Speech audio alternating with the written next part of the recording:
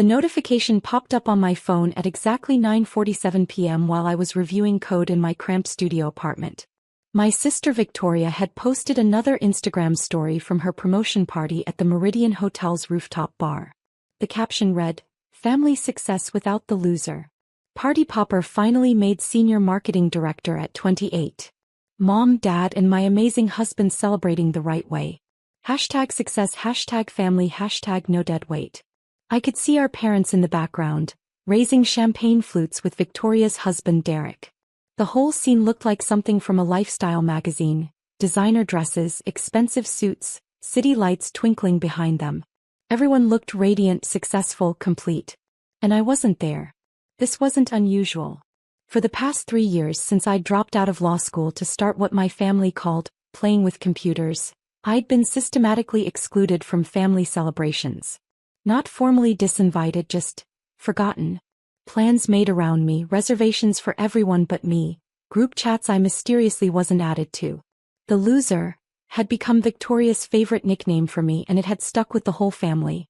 I scrolled through the comments on her post. Hundreds of congratulations, heart emojis, and praise for her amazing achievement.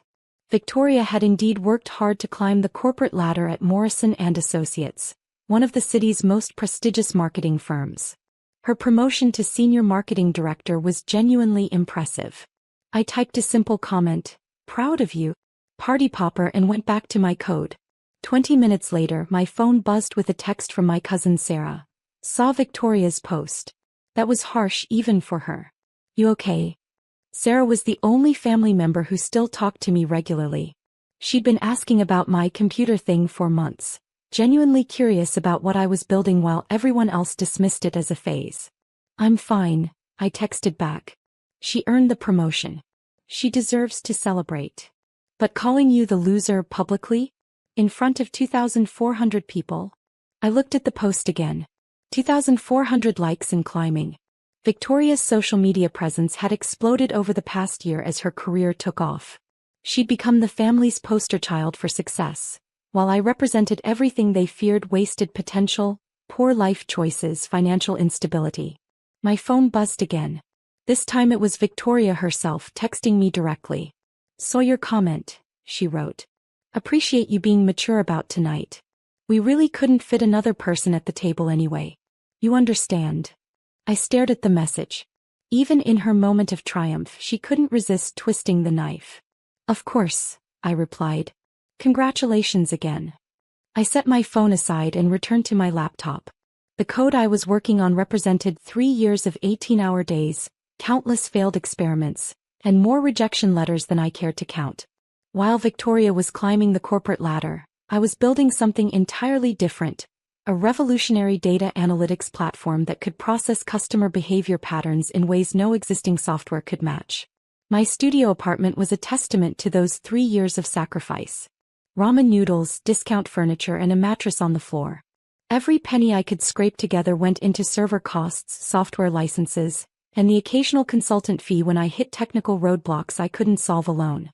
My family saw poverty and failure. I saw investment in something bigger. At 11:30 p.m. I was deep in debugging a particularly stubborn algorithm when my phone started buzzing incessantly. Instagram notifications, text messages, missed calls.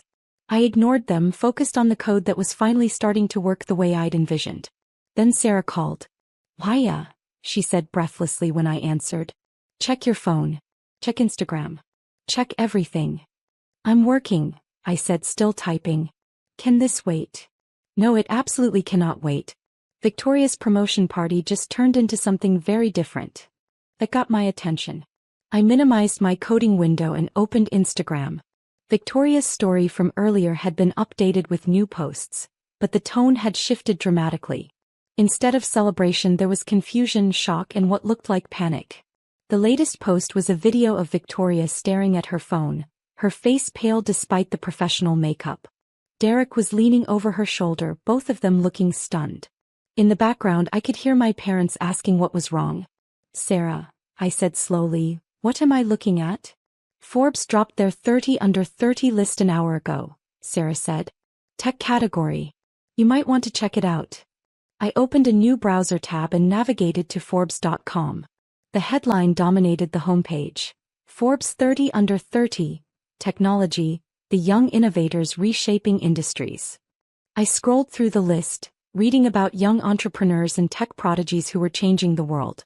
Each profile included a photo, a brief biography, and most importantly, the valuation of their companies or contributions. Then I saw it. Position number 3. Maya Chin, 26, founder and CEO of Nexus Analytics. My own photo stared back at me, the professional headshot I'd had taken 6 months ago when investors started taking meetings seriously. Below it was a description I hadn't expected to see for at least another year. Maya Chin dropped out of Harvard Law School to pursue what many called a foolish dream, creating artificial intelligence that could predict consumer behavior with unprecedented accuracy. 3 years later, her company Nexus Analytics has quietly revolutionized how Fortune 500 companies understand their customers. With preliminary valuations reaching $847 million following her Series C funding round, Chin represents a new generation of entrepreneurs who chose innovation over traditional career paths. Major clients include Amazon, Netflix, and Goldman Sachs, though Chin's famously private approach means most people have never heard her name. "I'm not building this for recognition," Chin told Forbes. "I'm building it because the technology can fundamentally change how businesses connect with people." I read the article 3 times, my heart pounding. Forbes had somehow gotten access to information I thought was still confidential. The Series C funding had just closed last week, $180 million that valued Nexus Analytics at $847 million. Making me the majority shareholder of a company worth nearly $1 billion. My phone was ringing again. "Maya," she said when I answered. "Are you seeing this?" "I'm seeing it. $847 million? Apparently. And Victoria just called you the loser, in front of 2,400 people?" I was still staring at my Forbes profile, trying to process that my 3 years of 18-hour days had somehow resulted in this moment. "Sarah, I need to call you back." I hung up and immediately called my lawyer, David Restrepo, who had been handling the funding rounds and corporate structure. "Hiya," he answered on the first ring. "I was wondering when you'd call. Congratulations on the Forbes recognition. Though I have to ask, did you know they were running the profile tonight?" "I had no idea," I said. "David, how did they get the Series C numbers? That was supposed to be confidential." "Technically it was," he said, "but Forbes has sources everywhere. And honestly, Maya, you can't keep this quiet much longer. You're about to be one of the youngest female billionaires in tech history. The story was going to break eventually." Billionaire. The word hit me like cold water. "David, what exactly is my net worth right now? Based on your 62% ownership stake in the Series C valuation? Approximately $524 million. If the company hits the growth projections we showed investors, you'll cross the $1 billion threshold within 18 months. I sat down heavily on my discount couch. $524 million.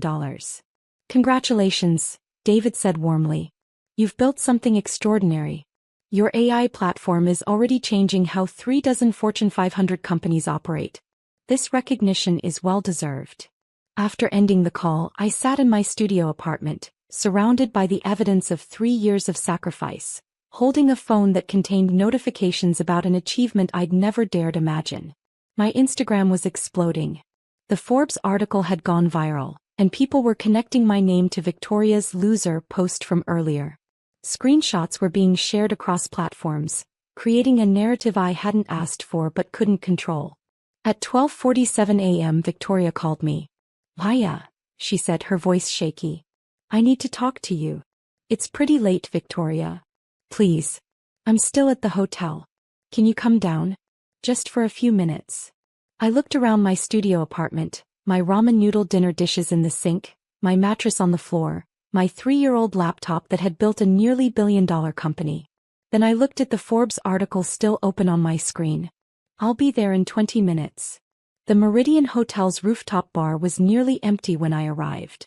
Victoria sat alone at a corner table, still in her celebration dress but with her makeup smeared from crying. The champagne glasses and party decorations looked surreal in the dim lighting. "Maya," she said as I approached. "I'm so sorry." I sat down across from her. "For what?" "For everything. For tonight's post. For the past 3 years. For calling you. She couldn't finish the sentence.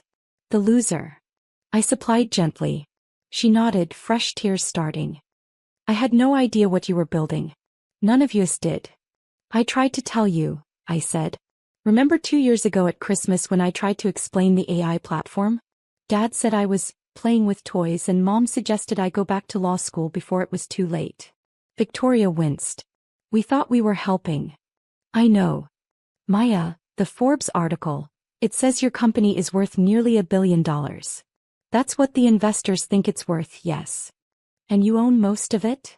62%. Victoria stared at me. You're worth $500 million. On paper. She laughed, but it came out as a sob. On paper. Maya, I just got promoted to senior marketing director. I make $180,000 a year and I thought I was successful. I posted about family success without the loser, while you were sitting in your apartment worth $500 million. Money isn't the only measure of success, I said. Your promotion is genuinely impressive. You worked hard for it. Stop being nice to me, she said. I don't deserve it. I've been horrible to you. I looked at my sister, really looked at her. Despite the designer dress and the hotel celebration, she looked smaller than I'd seen her in years. Vulnerable. Victoria, do you know why I dropped out of law school? She shook her head. Because I realized I was only there because it was what everyone expected. High-achieving Asian daughter becomes lawyer, makes parents proud, follows the approved path. But I was miserable. So you started a tech company instead? I started solving a problem that fascinated me. The company grew out of the solution. For 3 years, while you all thought I was failing, I was actually building something that could change how businesses understand their customers. The money is just a byproduct. Victoria was quiet for a long time. Finally, she said, I owe you more than an apology. You don't owe me anything. Yes, I do. I owe you respect. I owe you support. I owe you the benefit of the doubt I should have given you 3 years ago. She paused. And I owe you a public apology for that post. I pulled out my phone and showed her the notifications. Victoria, that post has created a situation neither of us asked for. People are sharing screenshots, creating memes, turning this into a story about family dynamics and success. I didn't want this kind of attention. She looked at the screen, scrolling through hundreds of comments and shares. Oh God, Maya. What can I do? Help me control the narrative, I said. If you're willing. Victoria nodded immediately. Anything. I opened Instagram and began drafting a new post. We're going to tell the real story. The post I wrote was simple. Tonight was supposed to be about celebrating my sister Victoria's incredible promotion to Senior Marketing Director at Morrison & Associates. She's worked incredibly hard and deserves every bit of recognition. What nobody expected was Forbes dropping their 30 under 30 list at the same time. I'm honored to be included and I'm grateful that my AI platform is helping companies serve customers better.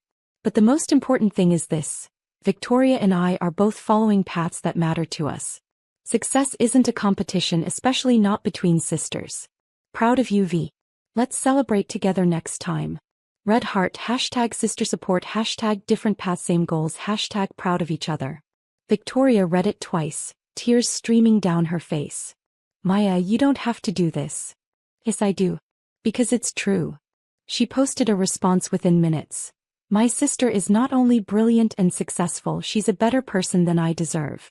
Maya, I'm sorry for everything. Your path was never traditional, but it was always authentic. I should have supported you instead of judging you. Proud to be your sister. Can we start over? Red heart. By 2 a.m. the social media storm had shifted completely. Instead of mockery and schadenfreude, the comments were filled with people praising our mutual support and discussing the different ways success can look. As we finally prepared to leave the hotel, Victoria hugged me tightly. Maya, can I ask you something? Of course. What happens now? With the company, with everything. I thought about my studio apartment, my ramen noodle dinners, my 3-year-old laptop.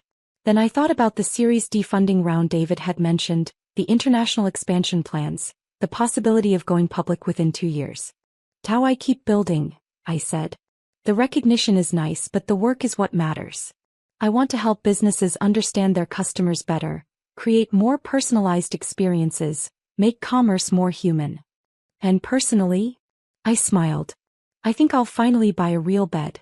Maybe upgrade from ramen to actual groceries. Victoria laughed, the first genuine laugh I'd heard from her in years. Can I help you apartment hunt? I know you're worth $500 million, but I also know you'll probably look at studio apartments to save money. You know me too well. As we walked to our cars, Victoria said quietly, Maya, I want you to know, I never really thought you were a loser. I was scared. Scared of what? Scared that you were brave enough to chase something that mattered to you while I was just following a script. Scared that your unconventional path might actually work while I was playing it safe. Scared that you'd prove that success doesn't have to look like what everyone expects. I stopped walking. Victoria. Yeah.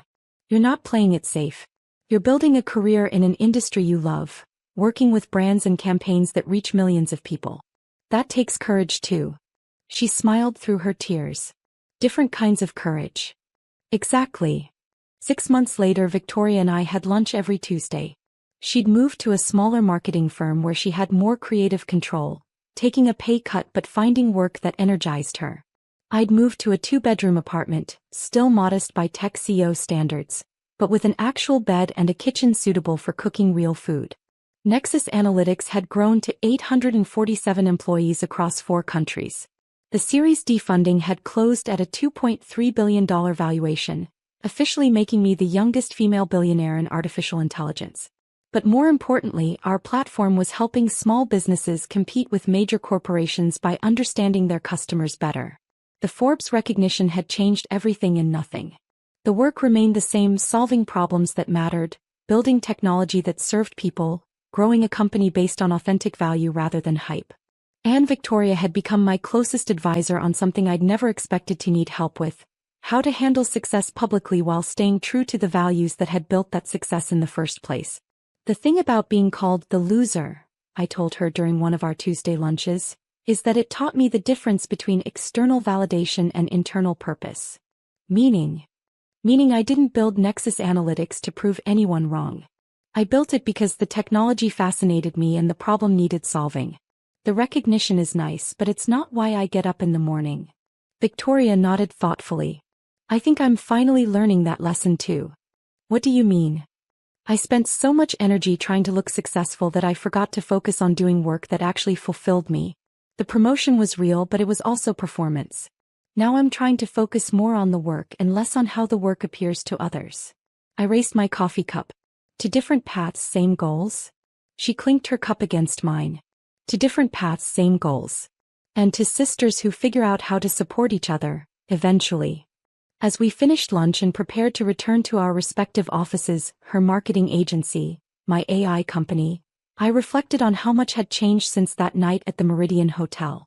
The Forbes recognition had been a catalyst, but the real transformation was deeper.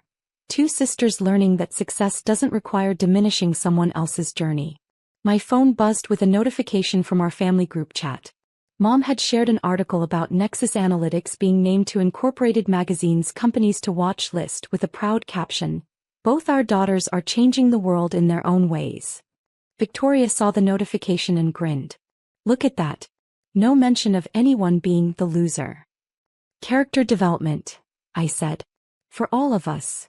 Walking back to my office, I thought about the studio apartment where I'd received that first Forbes notification, the years of 18-hour days, the choice to pursue something unconventional despite family skepticism. The path had been difficult, but it had been authentically mine. And sometimes, if you're patient enough and determined enough, the world catches up to what you've been building all along. Hi, I'm Amanda. I need to share what happened after my ex-husband Derek's death because people deserve to know what his family is capable of. Even now, it feels unreal how quickly everything spiraled into chaos. I was finalizing a deal on a beautiful beachfront property when the call came. Derek had suffered a fatal heart attack. My first thought wasn't him, but our 8-year-old son Tommy, who was at school. Breaking the news to him was one of the hardest moments of my life. "But I just saw Daddy last weekend," Tommy whispered, clutching his stuffed bear. "He promised to take me fishing." "I know, baby," I said, holding him tightly as tears welled up. They weren't for Derek. Our marriage had ended 3 years ago when I caught him cheating. But for my son's heartbreak. My phone buzzed incessantly, mostly with messages from Derek's family. His mother, Barbara, the self-proclaimed queen of our town's social scene, was already planning an elaborate funeral. She never missed a chance to put on a show. That evening, over dinner, Tommy poked at his peas. "Mom, they're saying it's your fault." I froze. "Who's saying that?" "Aunt Nancy. I heard her talking to Uncle James at school pickup. They said mean things." My grip on the fork tightened. Nancy and James, Derek's siblings, had always despised me. They never thought I was worthy of their golden boy, even though I was the one who ended things after his betrayal. Later that night, my best friend and the sharpest lawyer in town, Sarah, called. "Amanda, you won't believe this. Barbara's been telling everyone you stressed Derek into a heart attack." "Are you serious?" I groaned. I barely spoke to him outside of Tommy's stuff. "She's on a warpath. James was at the country club spreading rumors that you were trying to squeeze more child support out of Derek before he died." I sank into the couch, exhausted. "That's ridiculous. I haven't even filed for modifications. I've been swamped with real estate." "Listen, the funeral's tomorrow," Sarah said. "Want me to come?" "Please," I sighed. "It's going to be a circus." And it was. Barbara arrived looking like she was accepting a Lifetime Achievement Award, with Nancy and James trailing behind her like loyal attack dogs. The funeral was barely over when Barbara announced that the will reading would take place immediately. Sarah leaned over and whispered, "She pushed for this. She's convinced everything's going to the family." As the lawyer read Derek's will, the room fell silent. As per Mr. Derek Mitchell's final wishes, the majority of his estate, including the family business shares and primary residence, will be held in trust for his son, Thomas Mitchell, until he reaches the age of 25. The silence lasted all of 2 seconds before the room erupted. "This is outrageous." Barbara's face turned scarlet. "He promised the company would stay in the family." "Tommy is family," I said firmly, keeping my voice steady. Nancy shot to her feet, knocking over her chair. "You manipulated him. You made him change it." "Derek made these changes 6 months ago of his own free will," the lawyer said, adjusting his glasses calmly. James jabbed a finger at me, veins bulging in his neck. "She's poisoned everything she's touched since day one. This isn't over, Amanda." The chaos followed me home. Later that afternoon, while finalizing another deal, my phone exploded with notifications. My security system was going off like crazy. Sarah called before I could even check the footage. "Amanda, get home now. Your neighbor called me. Nancy and James broke into your house." My heart stopped. "Where's Tommy?" "He's okay," Sarah reassured me. "He's scared, but he's safe." Mrs. Peterson, our neighbor, heard the commotion and called the police. By the time I got home, after breaking every speed limit, police cars lined the driveway. Tommy ran to me the moment I stepped out of my car, tears streaming down his face. Mom, Aunt Nancy, and Uncle James came through the back door. They were yelling and throwing stuff. Officer Martinez approached, his notebook in hand. "Ma'am, your son was upstairs when the suspects entered. He had the presence of mind to hide in a closet and call your neighbor. Smart kid." I hugged Tommy tightly, my heart pounding. "Did you catch them?" "They fled when they heard the sirens," Martinez explained, motioning to my doorbell camera. "But your footage is clear, and your security system caught them breaking the back door lock." As I reviewed the footage with the officers, Sarah arrived. There they were, Nancy and James, breaking into my home, their actions and words captured in horrifying detail. "Find the will." Nancy hissed on the recording. "Barbara says it has to be here somewhere. Check his room. That brat might have papers in there too." My hands trembled with rage. "I want to press charges." "Already working on it," Sarah said, placing a firm hand on my shoulder. "They crossed a line, Amanda, breaking and entering, endangering a minor. They're not walking away from this." That night, as I held Tommy while he finally fell asleep, my phone buzzed with a text from Barbara. "You brought this on yourself." I took a deep breath and called Officer Martinez. Time to show them who they're messing with. The rumors started the next day. Barbara was working overtime, spreading lies about me. My phone stopped ringing at work. Clients canceled appointments, and people whispered when I walked into the grocery store. Sarah stormed into my office, waving her tablet. "You need to see this. Barbara's posting all over social media. claiming you manipulated Derek into changing his will while he was sick. But Derek wasn't sick, he had a sudden heart attack. Exactly, Sarah said, handing me a stack of documents. And look at this. Derek's family tried to sabotage you during the divorce. They filed complaints to get your real estate license revoked. My coffee turned cold in my hands as I read through the evidence. I had no idea. Sarah flipped to another page. And the family business, practically bankrupt. They've been hiding it for months. Derek knew. That's why he protected Tommy's inheritance with a trust. Before I could respond, my computer pinged with an email from Tommy's school. My stomach dropped. Nancy had shown up at his lunch break, telling him I was stealing his dad's money and that his grandma misses him so much and just wants to talk. She violated the restraining order, Sarah muttered, scribbling in her notepad. What did Tommy do? He ran to the principal's office, I said, pride and worry mixing in my chest. Smart kid. Sarah's phone buzzed. My contact at the bank came through. Want to know why they're so desperate? The family's been taking out loans against the company for years. They're millions in debt. I pulled out my own files. I've been documenting everything. The break-in, the threats, Barbara's posts, recordings of their calls. Sarah grinned. Perfect. And get this, 3 other people have come forward about Barbara blackmailing them in the past. The DA is very interested. My phone buzzed again.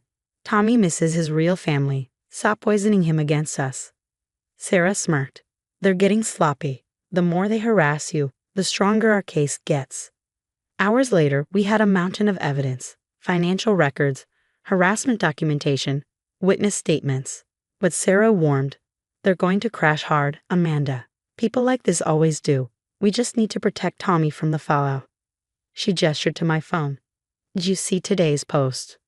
Barbara had shared photos of Derek and Tommy, claiming I was erasing their family bond. More evidence, Sarah said with a grim smile. You know what gets me? Derek tried to warn them. Look at this, notes from his last board meeting. He knew they were running the company into the ground. I stared at the growing stack of evidence on my desk. So, what's our next step? We let them dig their own grave, Sarah replied. The DI is ready to move on the breaking and entering charges. Once that hits the news, others will come forward. Barbara's house of cards is about to collapse. The next morning, I drove to the courthouse, my mind racing. Reporters packed the steps, cameras flashing as the story of the prominent Mitchell family's downfall spread like wildfire. Inside, Nancy and James sat at the defendant's table, their smugness gone. They looked nothing like the arrogant pair who had broken into my home. This wasn't just justice, it was a reckoning. The defendants knowingly violated a restraining order, broke into my home, and endangered a minor child. The state sought the maximum penalties, and the evidence was undeniable. In the courtroom, the security footage played on massive screens, showing Nancy and James ransacking my house while Tommy hid upstairs. The audio captured their chilling voices plotting to find and destroy Derek's will. Their pale faces betrayed their panic as the judge listened intently. 2 years, Sarah whispered as the judge handed down the sentence, plus 5 years probation and strict no-contact orders. But the courtroom drama wasn't the only bombshell of the day. Across town, Barbara's business partners stormed into her office, armed with evidence of financial misconduct. She had been forging documents and moving money to cover the family's spiraling debts. By sunset, she was voted out of her own company. Later, my neighbor texted me photos from the country club. Barbara had shown up for her usual lunch, only to be turned away. They'd revoked her membership. When she caused a scene, security had to escort her out. That evening, Tommy and I settled into our new home on the other side of town. The security system was state-of-the-art, and our neighbors knew nothing about the Mitchell scandal. Mom, is Grandma Barbara going to jail too? Tommy asked over a slice of pepperoni pizza. No, honey, but she lost her company and all her friends. Sometimes that's an even worse punishment. Good, Tommy said firmly. She was mean to you. Dad wouldn't have liked that. The local news couldn't get enough of the Mitchell family's downfall. Barbara, once the queen of high society, was now a pariah. Her former business partners unearthed years of fraud, and the DA began building a civil case. Meanwhile, Nancy and James were headed to prison. Sarah called with updates almost daily.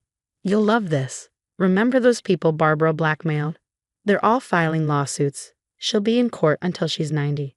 3 months later, life felt completely different. I closed on my biggest property sale yet, and my real estate business was thriving. People loved an underdog success story. Tommy was flourishing at his new school, making friends who liked him for who he was, not for his family name. Through the grapevine, I heard that Barbara had to sell her mansion. Nancy and James, on the other hand, were sharing cells in separate facilities. The once mighty Mitchell family had been undone by their own greed and spite. One evening, Tommy found an old photo of Derek. "Dad protected us, didn't he? That's why he changed his will." "Yeah, buddy," I said, my voice soft. "He did one thing right." As I tucked Tommy into bed that night, a final text popped up on my phone. The sender was an unknown number. Barbara. She was apologizing and begging to see Tommy. I stared at the screen for a moment before blocking the number without replying. Some bridges aren't meant to be rebuilt. Looking out at our backyard, I imagined Tommy practicing baseball tomorrow. I smiled to myself. We hadn't just survived the Mitchell's onslaught. We thrived despite it. And that, I realized, was the best revenge of all. What would you have done in my shoes? Would you have given Barbara a chance to apologize to Tommy, or was I right to keep that door firmly closed? Some people say kids should know their grandparents, but others believe toxic family members should stay gone for good. Share your thoughts in the comments. I'd love to hear your perspective. If you enjoyed my story of standing up to manipulation and protecting my son, please like this video and subscribe for more real-life stories that make you think. Sometimes the hardest battles are fought right at home. Hi, I'm Emily, an HR manager at the Grand Plaza Hotel chain. My job has its perks: employee discounts, event planning benefits, and access to our luxury venues. Perks I never imagined could turn my life upside down. But that's exactly what happened when my little sister Kate got engaged. "You're the first person I wanted to tell," Kate's voice bubbled through the phone one evening. "Tom proposed last night. It was perfect." I couldn't help but smile. Kate and I had always been close, sharing everything since we were kids. "I'm so happy for you. Tell me everything." Well, her tone shifted, hesitant. "Could we meet for coffee tomorrow? There's something I want to discuss." The next day, I met Kate at Starbucks. She wasn't alone. Amanda, her ever-present friend, sat beside her with a tablet in hand and wedding magazines spread across the table. Red flags should have gone up right then. "So Emily," Amanda began before Kate could even speak, "Kate tells me you can get amazing discounts on wedding venues through your job." I nodded, stirring my latte. "Yeah, it's one of the perks. Employees get significant discounts at any of our locations." Amanda slid her tablet across the table, revealing photos of the Grand Plaza Ballroom, our most prestigious venue. "Isn't it perfect?" Kate's eyes sparkled as she leaned forward. "I know it's a huge favor, but would you help me with the venue? The Grand Plaza is my dream location, but we could never afford it at full price." "Of course I'll help," I said, the words spilling out before I could think. "You're my sister." Later that day, my coworker Sarah raised an eyebrow when I mentioned it. "Be careful with wedding favors, Emily, even with family." "Kate's different," I assured her. "We've always had each other's backs. If only I had listened." I threw myself into helping Kate plan her perfect day. Tom, her fiancé, seemed oddly quiet about the whole thing, but I assumed he was just letting Kate have her moment. I even got my director's approval to use my employee benefits, everything completely above board. Looking back, I should have noticed the signs. Amanda was always there, whispering in Kate's ear. Kate's requests grew more demanding with each passing week, but I was too busy being the perfect big sister to see the cracks forming. As the wedding day approached, things spiraled out of control. Small requests turned into extravagant demands. "The original menu isn't good enough anymore," I asked during yet another planning meeting. Amanda interjected before Kate could respond. "Seafood. Premium options. It's what they served at my cousin's wedding." Kate didn't even glance up from her phone. "We need the upgrade. You can make that happen, right?" Every time I hesitated, Amanda would chime in, her voice sugary sweet.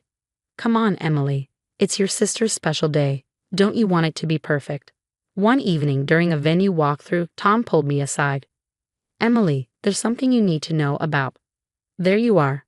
Amanda's voice cut through the air as she appeared, linking arms with Kate. We need to discuss the honeymoon suite upgrade. Tom shot me a worried look but fell silent as Kate dragged him away. I should have pressed him to finish that conversation. On the morning of the wedding, Kate demanded the presidential suite for her preparations, despite the bridal suite we'd already reserved. By the time the ceremony started, I was running on fumes from handling one crisis after another. During the reception, Kate clanked her glass to signal the speeches. My stomach tightened when Amanda grabbed the microphone. I'd like to thank everyone who made this magical day possible. Amanda's voice dripped with sweetness as she addressed the crowd, a sly smile playing on her lips.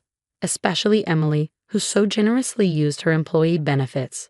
She leaned in conspiratorially, stage whispering, "Though between us, I'm not sure all of it was exactly company approved." Awkward laughter rippled through the room. My face burned as I tried to process what she just said. Kate joined in, her tone light and playful.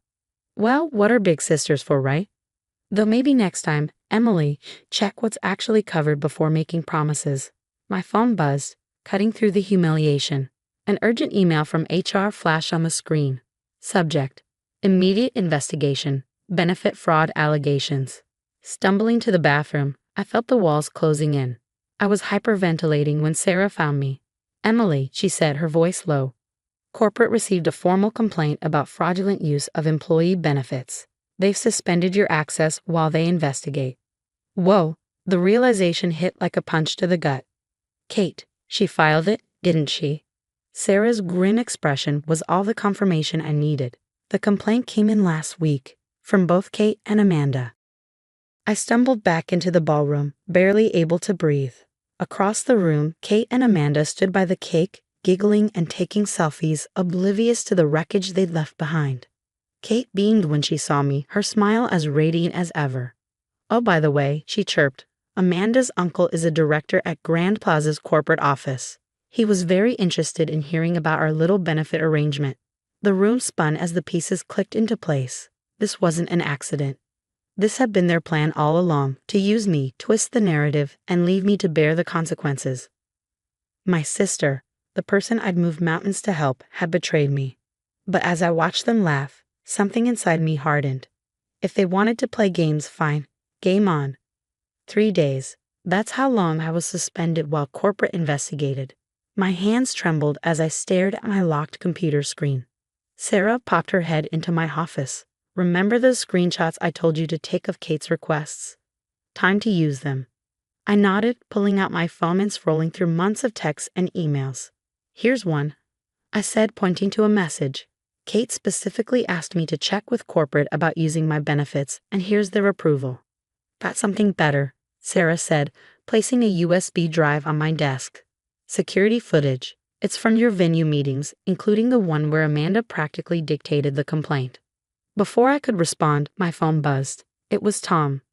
"Emily," he said, his voice heavy. "We need to talk. Not over the phone. Can you meet me?" An hour later, at a coffee shop far from the hotel, Tom slid a folder across the table. "Kate left these at our apartment," he said quietly. "Text messages between her and Amanda. They go back 6 months." I flipped through the pages, my blood running cold. 3 other venues. 3 other employees who lost their jobs because of them. Tom nodded. "There's more." He hesitated, his voice pained. "Amanda's uncle isn't a corporate director. That was a lie to scare you. But they are threatening to go public with fraud allegations unless the hotel gives them a full refund." "Why are you showing me this?" "Because I'm done watching them destroy people." He sighed. "Kate, she's not the person I thought I was marrying. I've already filed for an annulment." Back at the office, Sarah and I worked late into the night.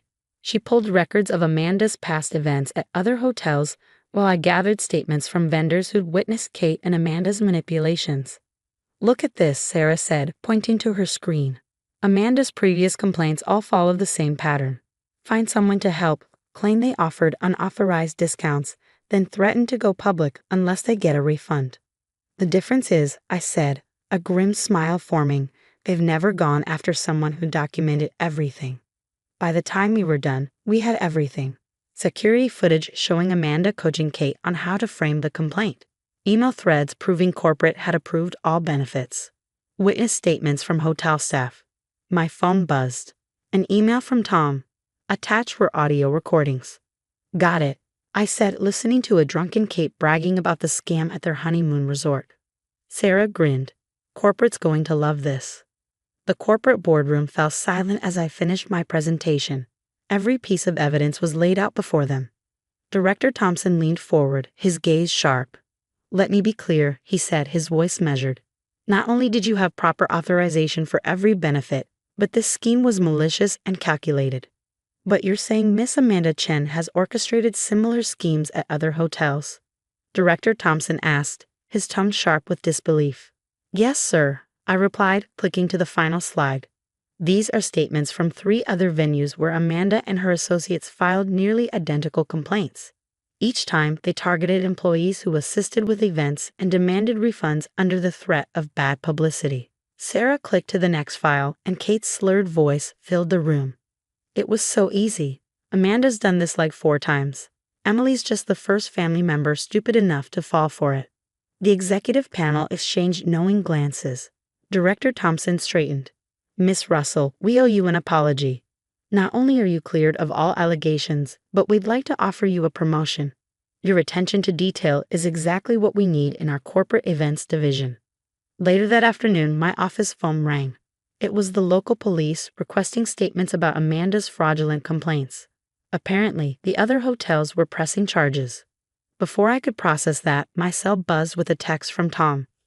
Kate just found out you're not fired. She's freaking out. Heads up, she's on her way.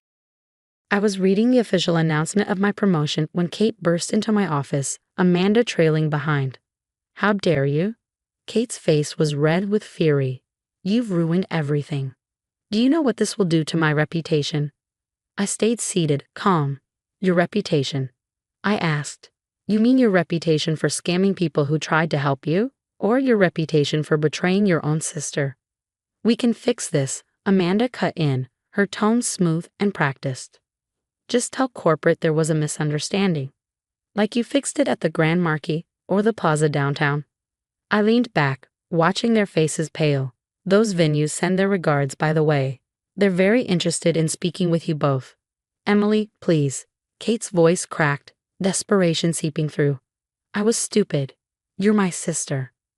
I stood meeting her eyes. No, Kate. A sister wouldn't set me up for fraud. A sister wouldn't try to destroy my career for a refund scam. You're not my sister anymore. You're just another person who tried to take advantage of me and failed. Security arrived, escorting them out as I watched through the glass. Kate was crying, while Amanda frantically made phone calls. Sarah appeared, carrying 2 coffee cups. Just heard Amanda's real uncle. She smirked. Not the fake corporate director. Kicked her out of the family business. Apparently, he doesn't appreciate her using his company's name in her schemes. And Kate. Tom's lawyer is having a field day with the evidence. Between the annulment and potential fraud charges, she shrugged. Let's just say her dream wedding turned into a nightmare. I glanced at my new office nameplate, Director of Corporate Events. You know what the best revenge is, Sarah? I asked, sipping my coffee. What's that? Success. And making sure they'd never hurt anyone else again. Through the window, I watched Kate and Amanda leave the building, heads down and defeated. They thought I was an easy target, someone they could manipulate and discard. Instead, they learned an important lesson. Sometimes the people you underestimate are the ones you should fear the most.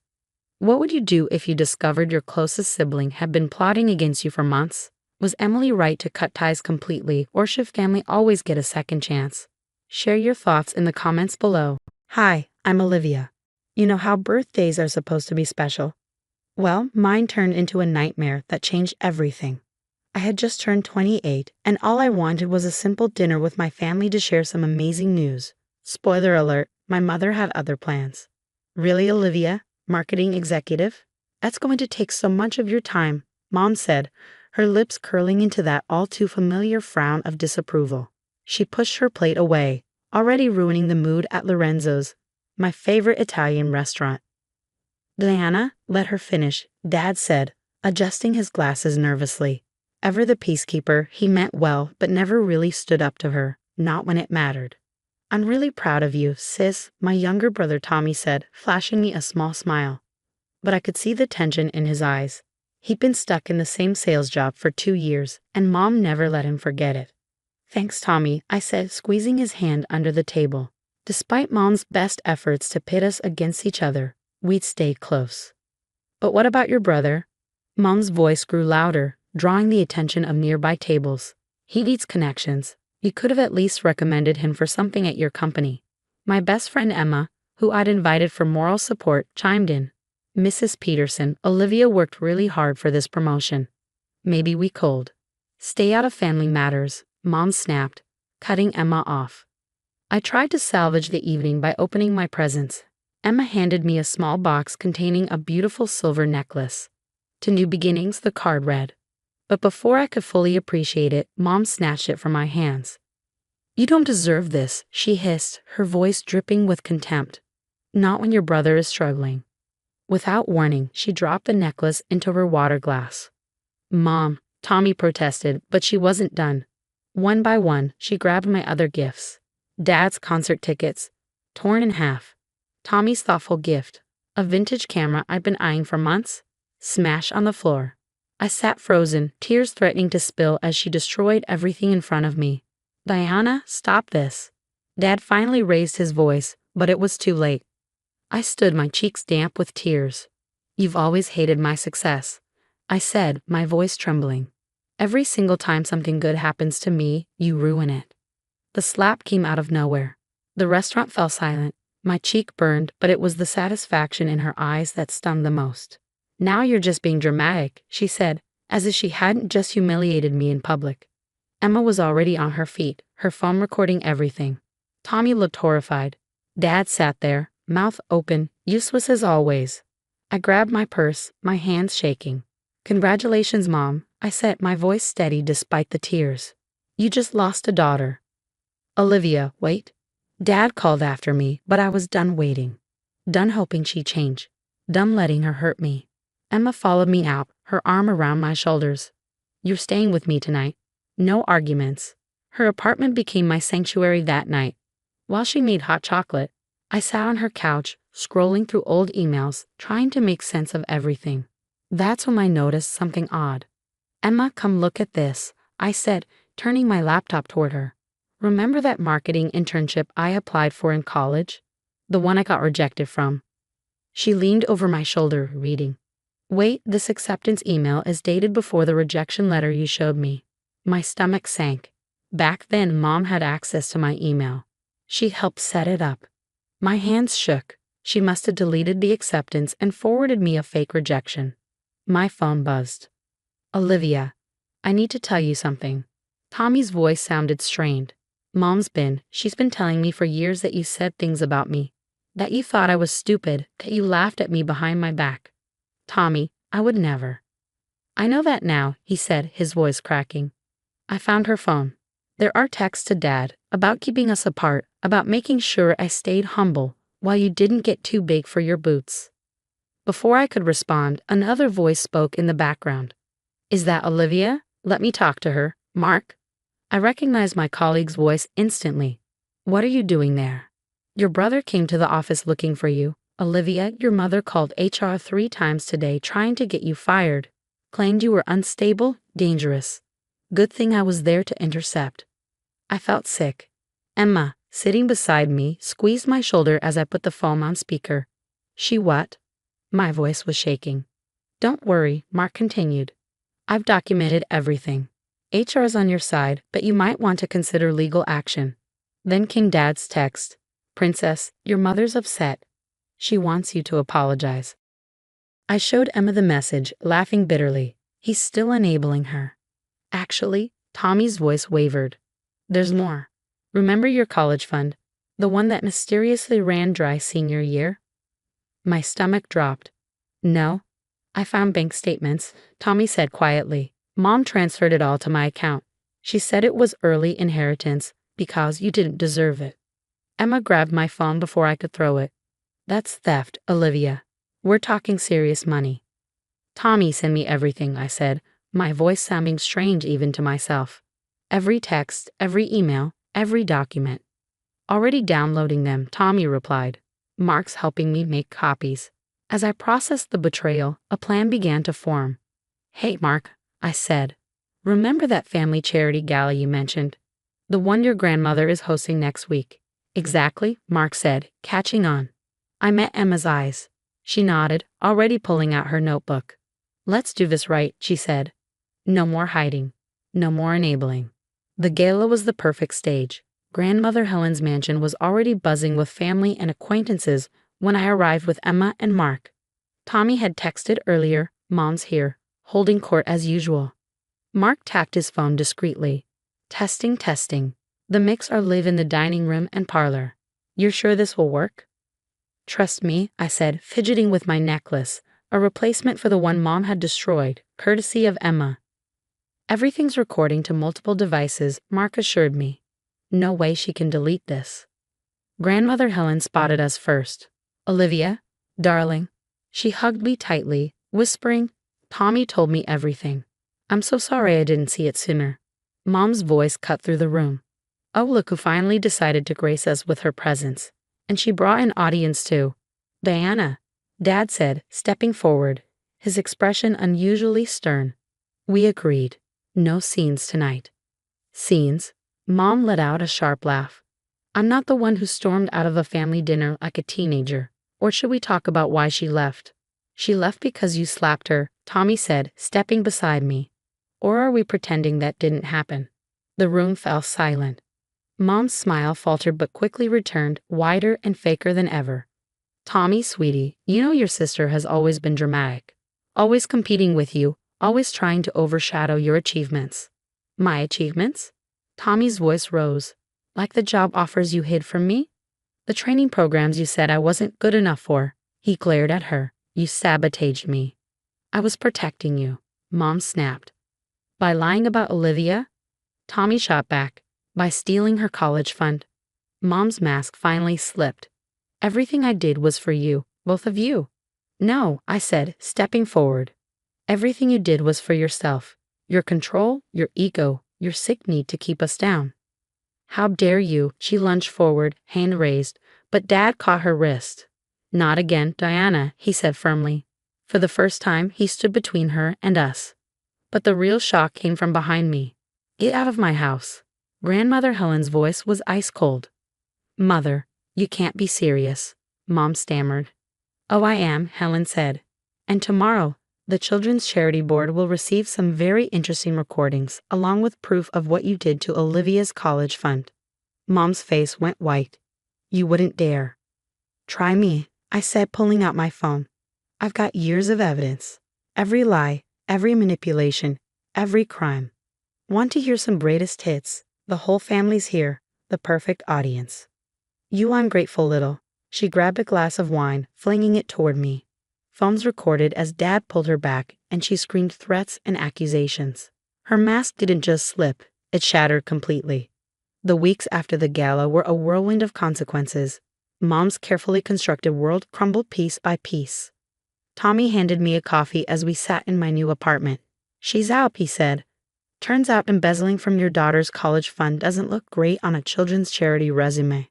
How's Dad holding up? I asked. Therapy, twice a week, finally dealing with 30 years of enabling her. He asked if you'd meet him for lunch next month, just you and him. I stirred my coffee, considering. Maybe after a few more therapy sessions. Emma burst into the room, waving her phone like a flag. You're not going to believe this. Your mom's sister found her old diaries. Apparently, she pulled the same stunts 20 years ago, sabotaging her college roommates' job offers, spreading rumors, the whole playbook. Mark glanced up from his laptop. That'll definitely help with the case. The legal proceedings moved faster than expected. Mom's threats at the gala, the restaurant meltdown, and years of documented harassment left her with two choices. Accept the restraining order and mandatory counseling or face criminal charges. She took the deal. 3 months after everything unraveled, I sat with Grandmother Helen in her sunroom, sipping tea as sunlight poured over her lush garden. Your father's filed for divorce, by the way, she said, as casually as if she were commenting on the weather. About time, if you ask me. Better late than never, I replied, watching butterflies flit among the flowers. How's the new charity director working out? She asked. Tommy's doing amazing, I said with a smile. Her eyes twinkled. Turns out he has quite a talent for nonprofit management. Who knew? Well, besides everyone, except Mom. Tommy had finally found his calling. All those sales jobs he hated were just another way for her to keep him stuck.